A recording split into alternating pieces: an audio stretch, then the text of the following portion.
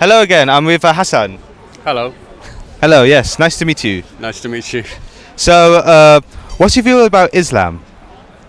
Well, I think I've made it clear many times. I used to be a Muslim, but I don't believe in it, not in a traditional sense anyway. So, like in a cultural sense? I always avoid the term cultural Muslim because to me Islam was never kind of a cultural thing. It was more, the religion itself that influenced me. So if you want to, you could call me Agnostic Muslim. Agnostic Muslim? Yeah. So what made you feel like some sort of doubt about Islam? Well, I started doubting many things in the Quran. There were many verses which troubled me. Like I say, I think you need to most Muslims, when they're kind of like emotionally happy and everything's going fine, they don't really question in a very deep critical way. Sometimes you need to take a step back and look at things from a different perspective.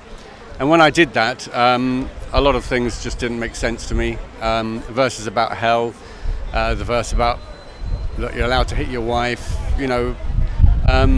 so many things just didn't make sense. The idea that you're somehow blameworthy because you don't believe in a religion which, let's face it, is not irrefutably clear and undeniably, evident. You can't blame somebody for not, for doubting or for not being convinced. And then to say that somebody deserves to be eternally tortured because they're not convinced, it just seems like a ridiculous idea. And why do you think most Muslims are can't able to question the religion? Well, as I was saying, I think that religion is an emotional attachment. You grow up with your mum and dad telling you these stories. You have this, if you like, filtered view of Islam, which there are lots of nice things in Islam. There's lots of good stuff in Islam. There's a lot of good wisdom, and you kind of filter out the bad stuff, or you make excuses for the bad stuff, and you come up with apologetics. Religion forms part of your identity and who you are. It's your tribe. It's and as I say, when people are emotionally happy in that, they're not going to question things. So, what hope is there for Islam in the future? Well, I think all religions need to evolve. Religions do evolve, and they have always evolved. This idea that they've sort of remained cast in stone, I think, is a fallacy. Religions do change, and if you look at Christianity today,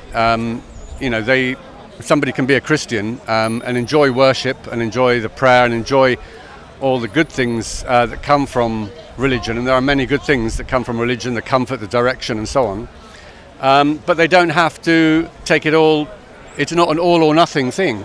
And I think for Muslims, I think that's the step they've got to take, that it's got to be, at the moment, it's all or nothing. You either accept everything, or you're out, or you're a kafir, or you're an unbeliever.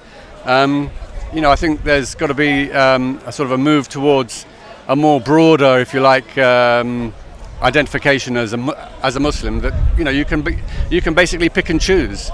I know that's an anathema for a lot of Muslims, but I think that's the only way to go forward. I think that this idea of them and us, and we're right and you're wrong, this exclusive form of religion, I don't think it has any place in the 21st century. Thank you very much, Hassan. You're welcome.